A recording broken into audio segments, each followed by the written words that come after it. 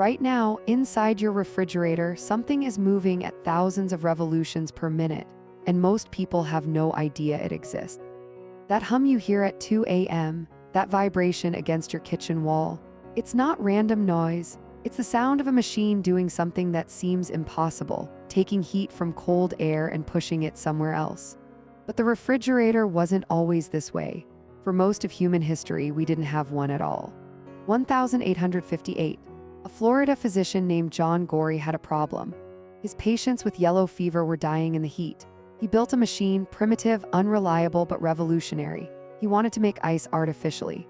To do this, he needed to understand something counterintuitive. You can't cool something by removing heat from it alone. You have to move heat from one place to another. Gorrie didn't know it yet, but he'd stumbled onto a principle so fundamental it would reshape the world. Heat doesn't flow downhill on its own. It flows uphill only with work, only with energy, only with a machine willing to labor for it. Fast forward to 1926. General Electric introduced a refrigerator that actually worked consistently, safely in homes.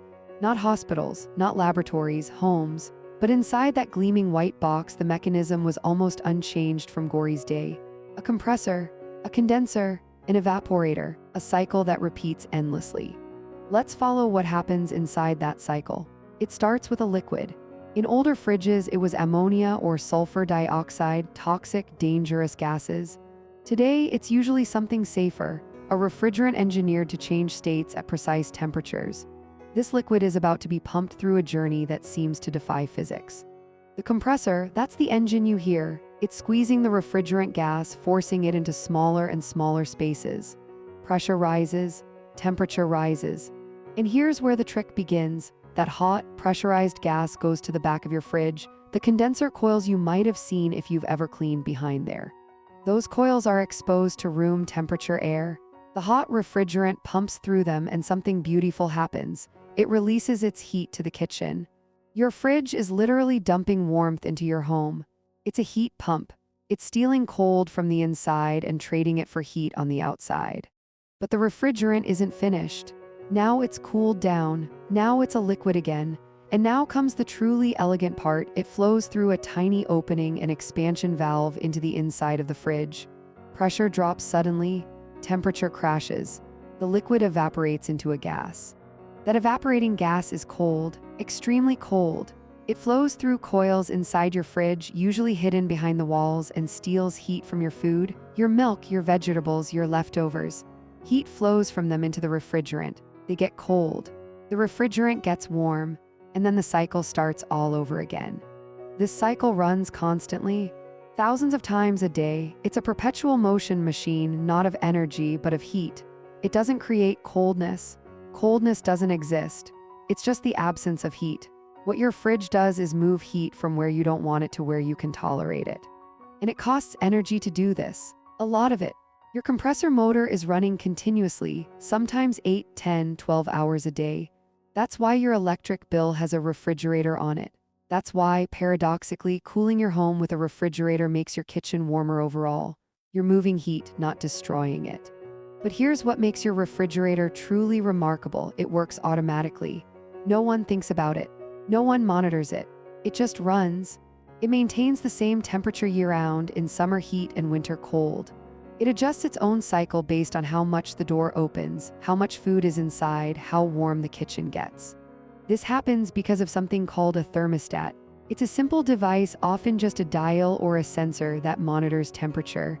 When the fridge gets too warm, a switch closes. The compressor starts. When it cools down enough, the switch opens. The compressor stops, on and off, thousands of cycles, invisible governance. And there's one more hidden component, the defrost cycle. In freezers, frost builds up on the evaporator coils. If left unchecked, it would insulate the coils, making them useless. So periodically, usually once or twice a day, the compressor shuts off. A heating element briefly warms the coils. The frost melts, water drains away, then the cycle resumes. When you listen to your refrigerator hum and click and cycle, you're listening to a machine that's solving one of thermodynamics' fundamental puzzles: how to move heat uphill, how to make the cold without making the hot disappear, how to preserve food indefinitely in a box in your kitchen running on electricity. John Gorrie never saw his invention succeed. He died in 1855, broke and mostly forgotten. But his principle that heat can be pumped, moved, redirected became the foundation of modern life. Air conditioning, heat pumps, industrial freezing, climate control, all of it traces back to one man's fever patience and his desire to make ice. Your refrigerator is a symphony of mechanics and thermodynamics playing in the background of your life. Compressors compressing, refrigerant cycling, heat flowing, thermostats switching. All of it orchestrated by principles discovered centuries ago, now miniaturized and automated into a box that asks nothing of you but electricity and occasional cleaning. The next time you hear that hum at 2 a.m., you'll know what's happening. A compressor is squeezing, a condenser is releasing, an evaporator is stealing, heat is moving. And somewhere in the darkness of your kitchen, a machine is quietly solving thermodynamics, keeping your food cold, asking nothing in return but the steady flow of electricity and your willingness to listen. Subscribe to keep discovering the hidden physics running silently through your home.